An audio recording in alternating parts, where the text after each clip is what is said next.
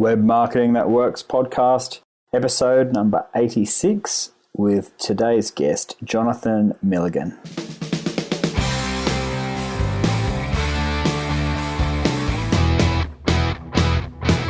Welcome to the Web Marketing That Works podcast.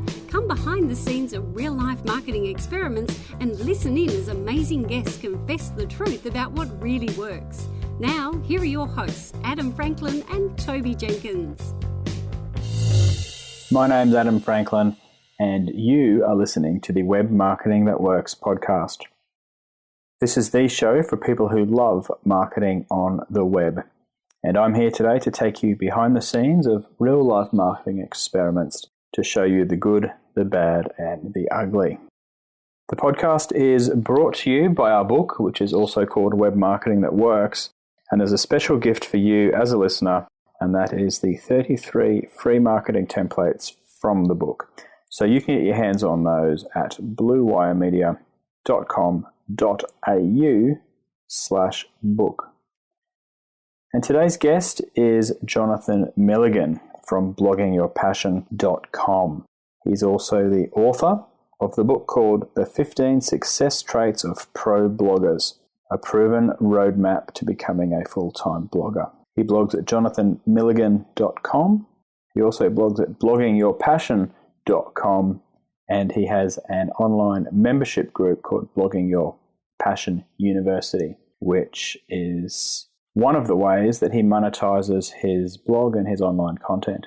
He's also guest blogged or been featured on Lifehacker, Business Week, Entrepreneur on Fire, Michael Hyatt's blog, and Starve the Doubts podcast. So he's really across the blogging and podcasting world and well regarded by his peers. In today's show, Jonathan's going to take you through his blogging framework, and he's also going to rattle off a whole heap of really useful tools to help you blog successfully and to help you free up your time so you can be blogging and focusing on the cornerstone activities that you need to be doing rather than getting distracted with things that aren't as important. So we're going to dive into all of those things, and let's head over to the show now and we'll introduce you to Jonathan. My name's Adam Franklin and I am joined by Jonathan Milligan. How are you? I'm great, Adam. Thanks for having me. You're welcome.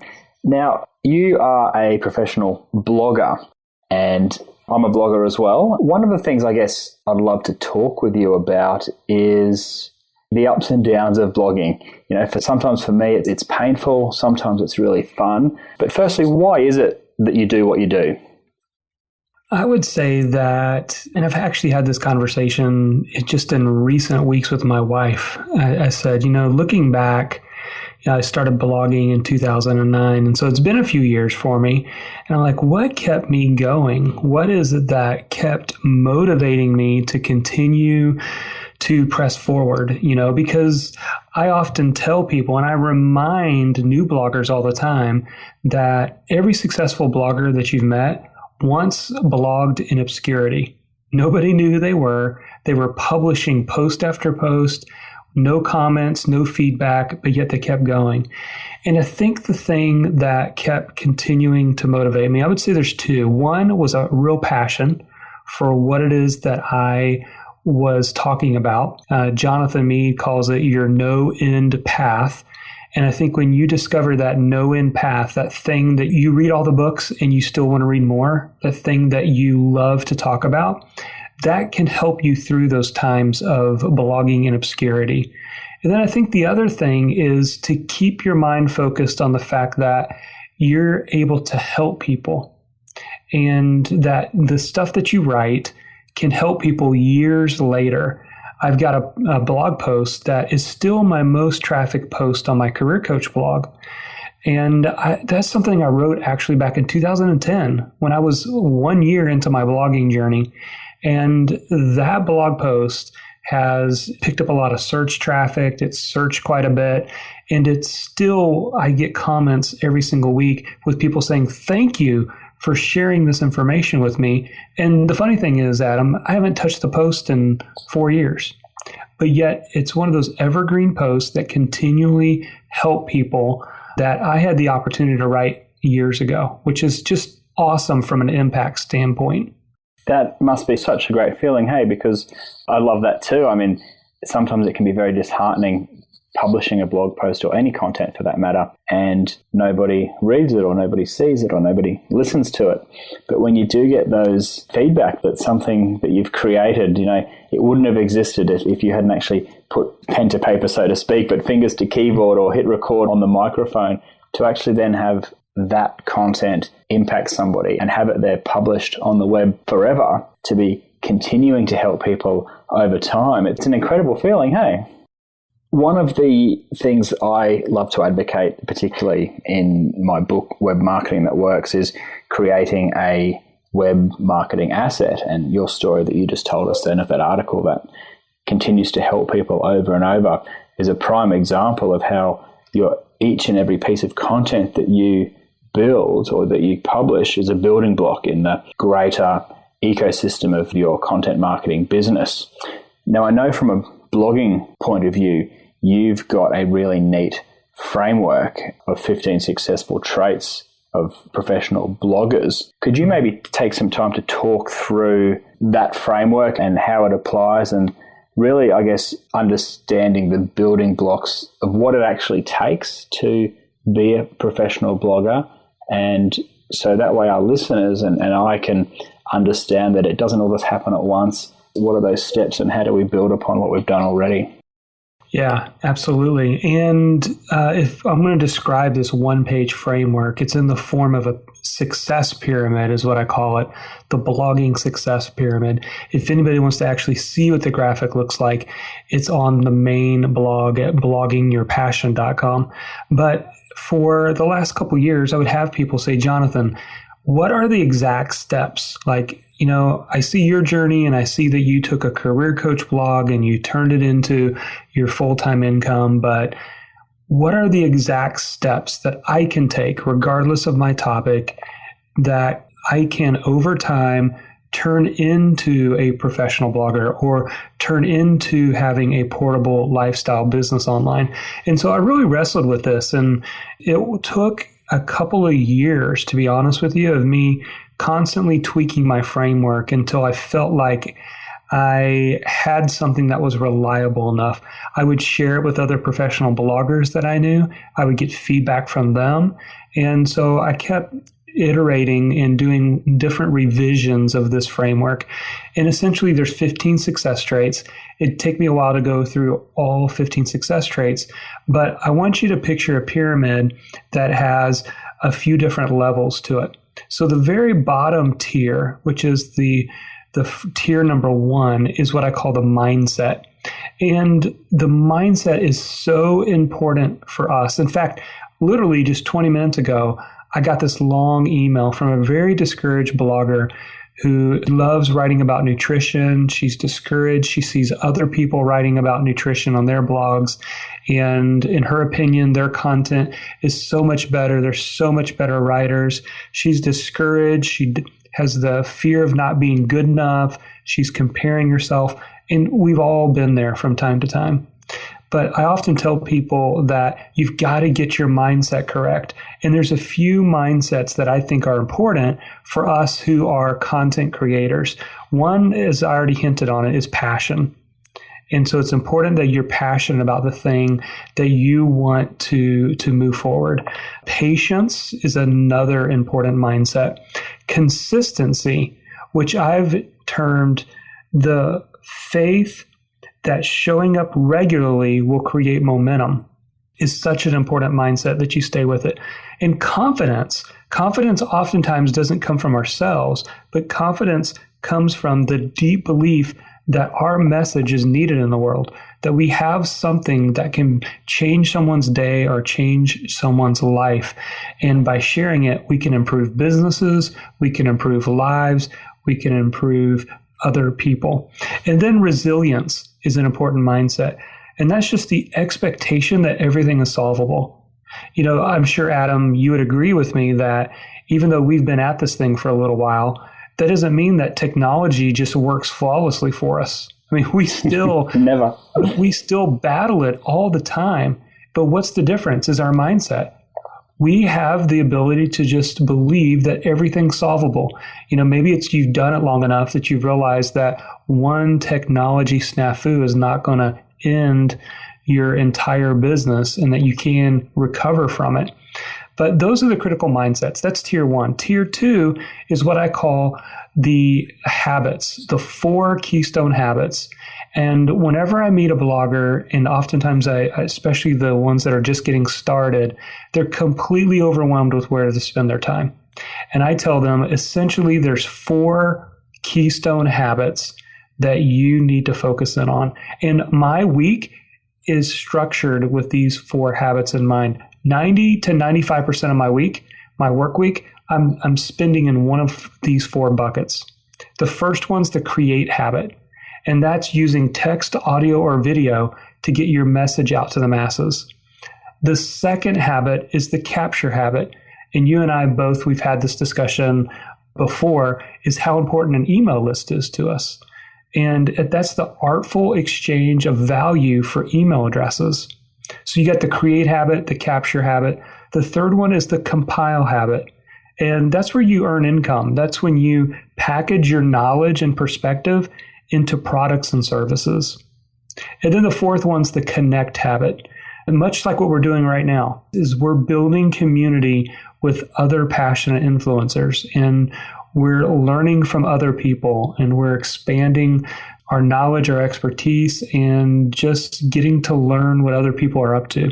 And so for me, Adam, when someone says that they feel scattered or unfocused, most of the time they're not spending their time in one of these 4 areas. And so that's so critical. The next level up is systems. So for some people, they say, I have kind of got this thing figured out as far as creating content, whether it's a podcast or they're a video blogger, or maybe they're a blogger writing text.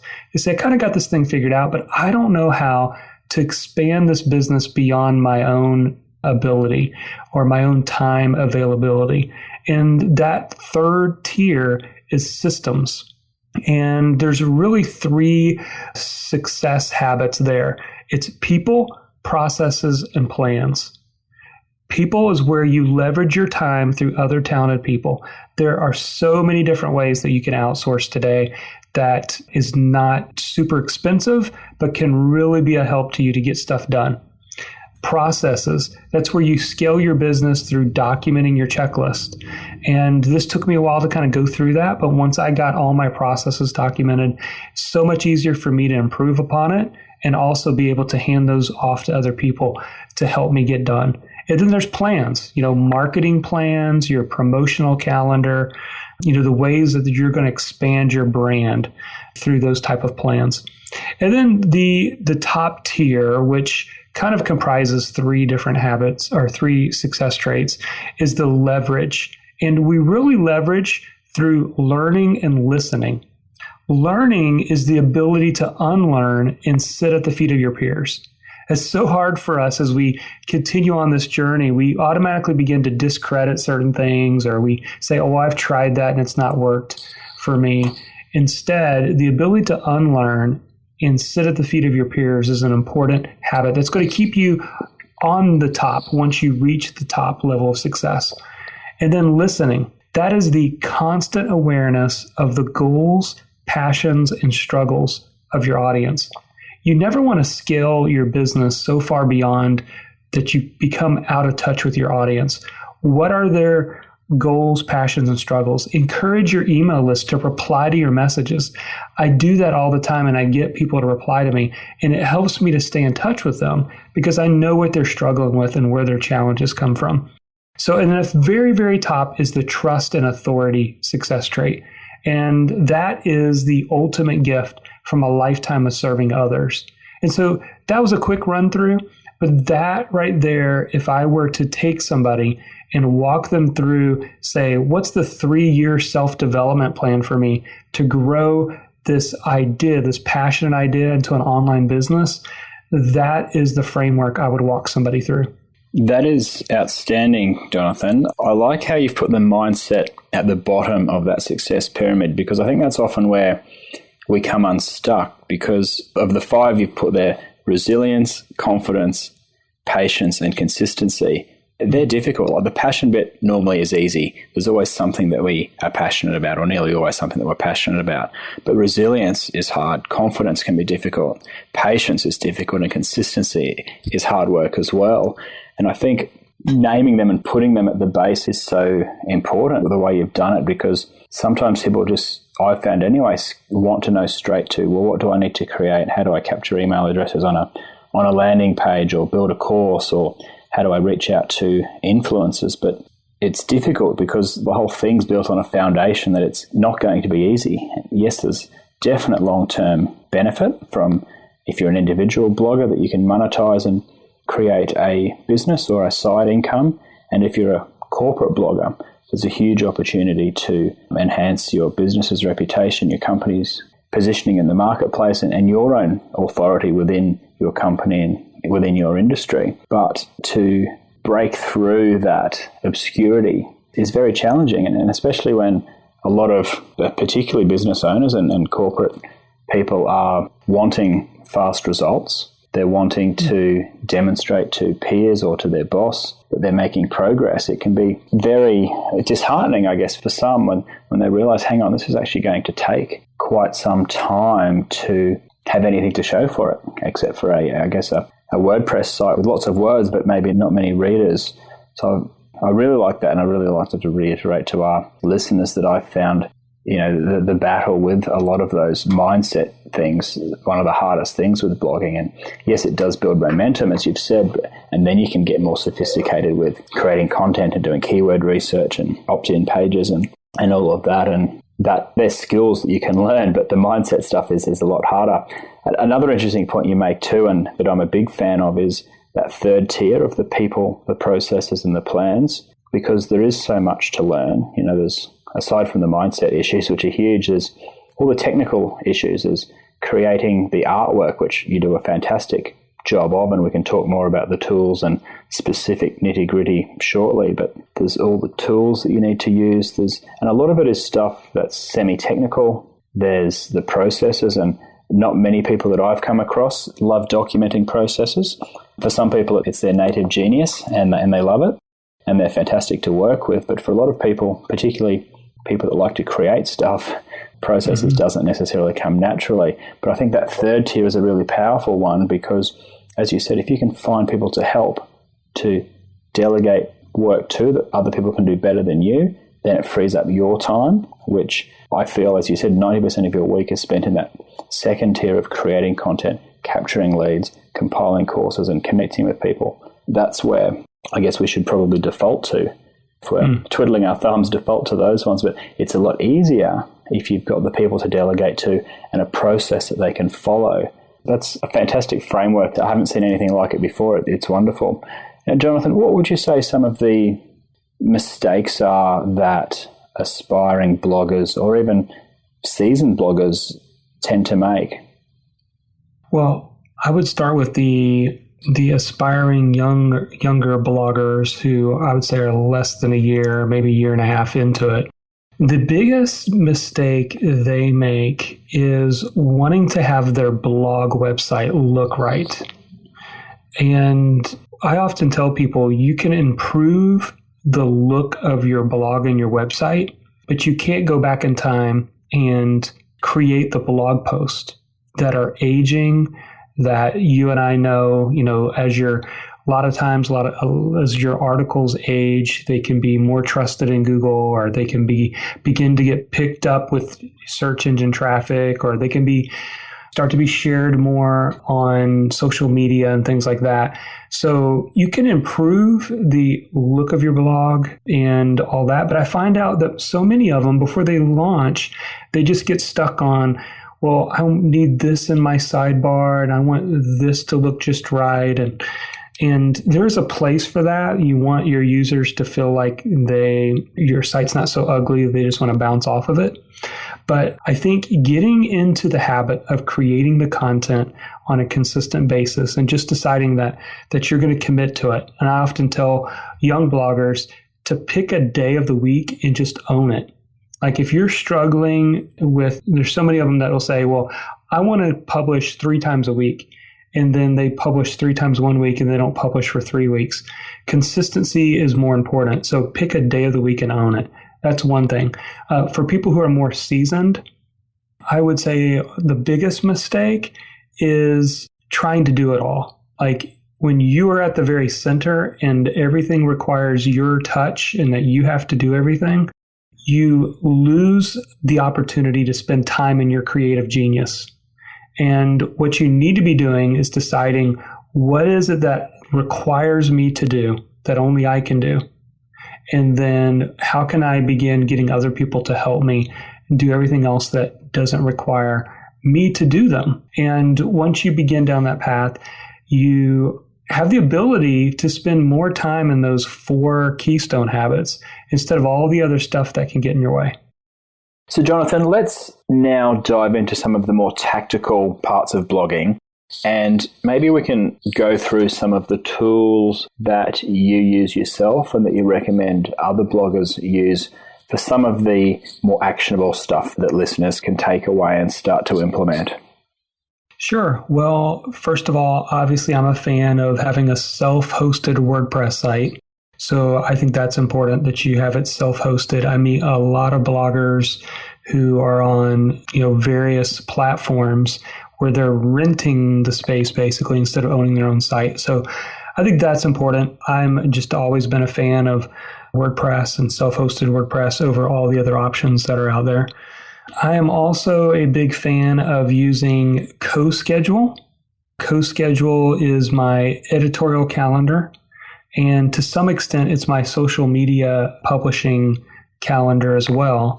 And CoSchedule is a great tool that integrates with WordPress and makes it super easy for you to create blog post ideas, to begin plotting when you're going to publish your post. Also, it has the opportunity to have a team. So if you have somebody you're working with or you want to help you with editing your post or finding images for your post, it makes it super easy to use as well. So CoSchedule is a go-to tool for me. For social media, I've actually, since around November of last year, started using Meet Edgar. If you haven't heard of Meet Edgar, it's a social media scheduling tool that I've really become fond of. It's worked well for me, and it does some things that other social media schedulers don't do. So that's been a tool that's kind of been a go-to for me. Let me see. Oh, you obviously want to have some type of an email list service. I used to have MailChimp and then I moved to GetResponse. I love GetResponse, but recently got to the place where I needed to automate my business more. So today I use Entreport. Entreport and Infusionsoft are pretty much side-by-side competitors, but Entreport allows me to do a lot of customization. If people want to use easy tools for processes to begin documenting their processes, again, I'm more of the creative guy. So I rejected processes as long as I could until I realized that was a bottleneck for me to growing, be to the next level. And so I began to make it important to me. There's this cool little software called Clarify It, and you pay one time for the software. Makes it super easy for you to snap screenshots, to point arrows on your screenshots, to do a step-by-step 1, 2, 3. This is how I do this. And then you can save that. You can actually directly send it to Evernote or Dropbox. That way you can share it with other team members. It's a great little tool. For creating courses, I have a membership site, and then I have a number of courses that I deliver, online courses. I like to use OptimizePress 2.0. That's what I use for a lot of my landing pages. I do have lead pages as a tool, but more and more I'm using OptimizePress 2.0 to do my landing pages, my courses, and to manage my entire membership site. So those are some of the core tools that I use.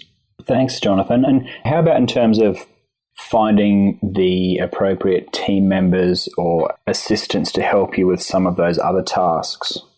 Do you use outsourcing websites?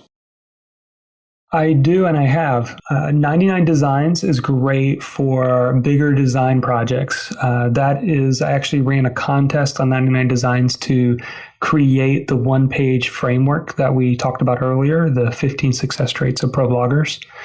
The same designer ended up creating my Kindle book cover and my print edition cover for my book, and also the audio edition for the cover of the book. So 99 Designs. I've had people that I've used from time to time in different projects with elance.com. I'm a fan of Elance. For WordPress, what's really freed up my time is to use wpcurve.com. And you basically pay a flat monthly fee, and then you get unlimited WordPress tasks. Now, they do one task at a time, but that's what will help you if you want to create a sidebar advertisement and you want somebody else to do it, that you can send that to WP Curve. Or if a plugin's not working right, or you just need something done, there's so many times different technology issues come up with a website. WP Curve is a great solution, so I use them. For graphic design, I actually use a service called Undolify. And Undolify.com. How do you spell that, Jonathan? Yeah, it's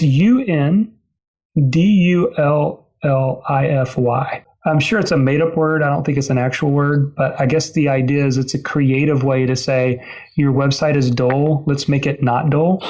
So I think it's Undolify.com. And for a flat monthly fee, you can give them one design project at a time. And it's the same thing. They've created blog post images for me, sidebar advertisements for me. I'm doing a in-person weekend workshop coming up in the fall, and they designed the logo for my workshop. They've created logos for products, different things like that. So that's a simple way to give a task out to somebody that can help. Another service that I love to use is called fancyhands.com, and you pay one monthly fee, and you get basically a team of virtual assistants who will do research for you. They may do phone calls for you if you want phone calls done. They will do all sort of things. When I was writing my book, I would constantly give them research projects to do. Anytime I found myself gravitating towards Google and wanting to search something out and spend time on it, I caught myself and gave that task away to them. They have a website. You can also download their iPhone app. And they just recently, of course, they do email tasks, but they just recently opened up the ability to text them a task that you want them to do for you.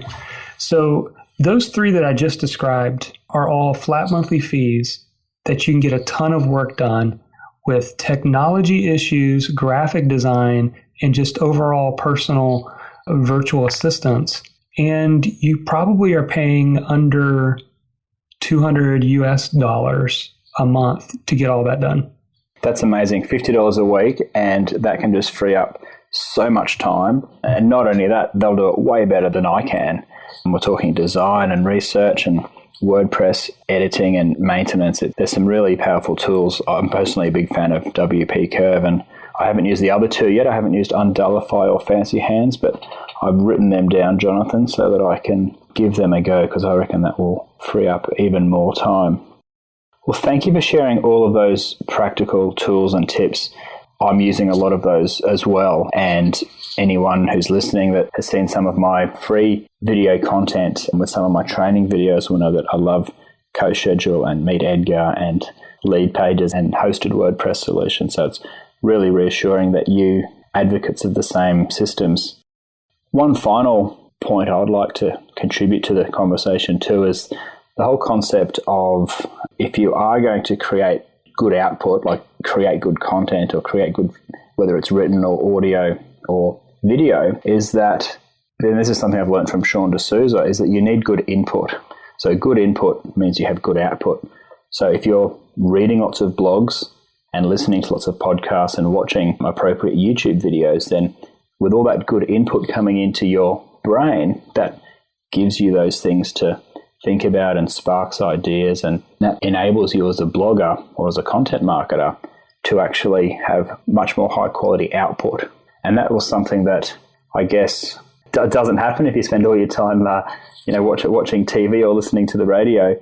And I think that's one of the important things for people listening who are bloggers or aspiring bloggers, is to take the time to actually read other people's stuff and to listen to other people's stuff, as opposed to just trying to go it on your own, because it's incredibly lonely and there's no feedback and there's no input from other people. But I certainly find, and I'm interested in your thoughts, Jonathan, that taking that time to fill your brain with good quality stuff can make such a difference to the traction that you get with your own content creation.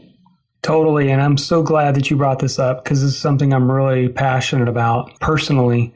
And basically what I do is I have lots of blogs I'm subscribed to on feedly.com. And in the mornings, I'll spend about a half an hour going through there, looking for ones that I like. And then I will actually use Buffer to share those out on Twitter, so that I'm also not just being annoying about sharing my own stuff, but that I'm also sharing other great stuff that other people are doing. So it's a way for me to learn and share all at the same time. And then the second thing that I'm really passionate about is reading books. I have this habit of reading a book a week. And every Sunday afternoon, Sunday evening, I decide what my book is going to be. And I have on Amazon, I've got a wish list that's nothing but book titles. And right now I've got around 50 some books in there right now. And so I'll look through those and I'll say, yep, this is the one I'm going to choose for the week. And it becomes a priority for me, So people say, well, how do you read a book a week? You make it a priority and you choose that this is important. This isn't just me wanting to read a book for my own leisure, but I want to read it to grow and continue to expand my knowledge and learning from other people. And so I'll make time for it. I'll make time for it by maybe reading a little bit in the morning. I'll spend my lunch hour, since I work from home. Oftentimes I'll go in my backyard, and if it's a nice day outside, and I'll read for an hour. Or in the evenings, like you say, instead of just sitting there always watching, hours and hours of TV, I've got my Kindle or I've got the paperback and I'm reading. And then what I do is, and it's a little bit longer than I have time to explain it, but if you go to jonathanmilligan.com and just search for book review system, I actually have a system that I use to, as I highlight the text, whether it's on my Kindle or a print book, it goes into Evernote. And then I review my highlights every day for a couple of weeks. And then they get moved off into a monthly review. And so there's this psychological effect. I read it once on Wikipedia called the spacing effect. And basically it's how we learn and retain information. And we do that by spacing out our learning and reviewing what we learned. And as we do that, you have the ability to recall it at a moment's notice. And I know for me, I've been on podcast interviews like this, or I've been in a training session where I'm teaching my own students, and something I don't even know where that came from. And it just comes from that habit of constantly wanting to read. But just not only that, Adam, but it constantly fills up the bucket of content ideas that you can create for your audience and for other people as well. That is such a awesome, powerful tip, that taking the highlights from your Kindle or your book and revisiting them on a regular basis and having that, I guess, absorbed into your brain so much better. I'm fascinated by that. I think that's going to be something that I implement as a result of this interview. So thank you, Jonathan. I appreciate all of your advice throughout the show. Now, are there any final words of wisdom or anything else you'd like to get off your chest before we call it a day?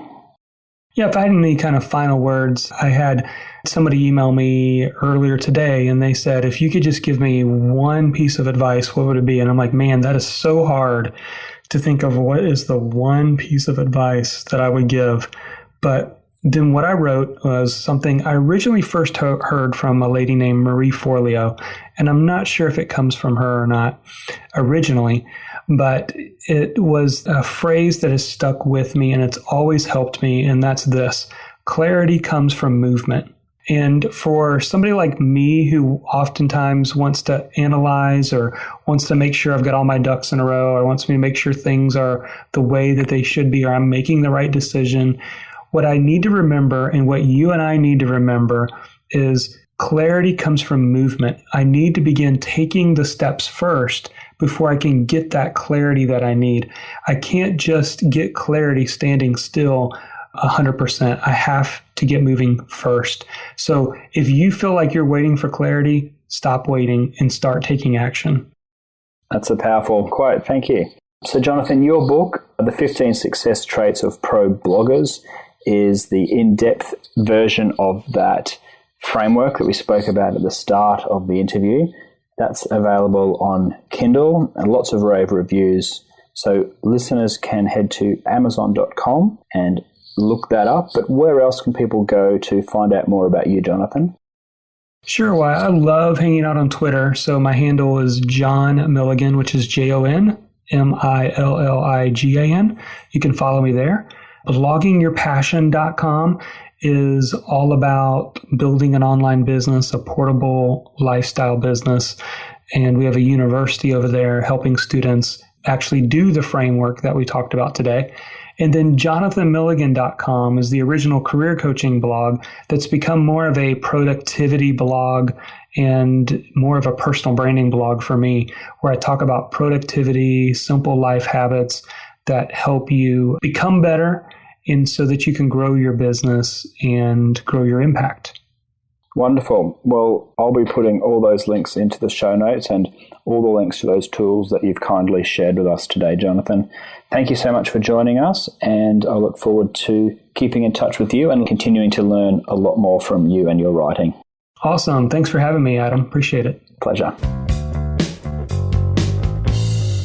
And that's a wrap for my chat with Jonathan Milligan. As for actionable take-home things to do, what I really loved from Jonathan was how he takes all the highlights from his Kindle or his physical highlights out of his hard copy books and then reviews them on a regular basis so that it actually gets stored in his brain, in his memory, a lot better. I thought that was absolutely powerful stuff that he shared there. So I'm going to give that a go. I'm slowly getting more and more highlights into my Kindle as I've made the switch, probably Christmas time actually it was, and been buying most of my books on Kindle. I still get the odd hard copy in the mail, but that is going to be something that I choose to implement as a result of this podcast. I hope that you got a whole heap of valuable things to implement. All those tools that he mentioned, I'm using most of them. I recommend you do too. I'm actually going to take a look at Undullify and Fancy Hands and see how they can help as well. But everything that Jonathan was talking about there, absolutely true, absolutely valuable, and I'm so pleased he got to share all that information with us today. So the intent with these podcasts is to deliver actionable advice, which Jonathan certainly did today. If you've got feedback or questions or guest suggestions, I'd love to hear them, and you can easily reach me at adam.franklin@bluewiremedia.com.au, or you can tweet me at Franklin_Adam. Thank you for listening to the end. If you enjoyed the show, and I hope that you did, you would be very much appreciated if you wouldn't mind heading over to iTunes, either on your phone right now, or if you're on your computer, logging onto iTunes and leaving a review for us. Every review that we get is much appreciated, and it also increases our visibility so that we can continue to get good quality guests on the show and share their message with more and more people. So thank you so much, and I will see you on the next show. Cheers.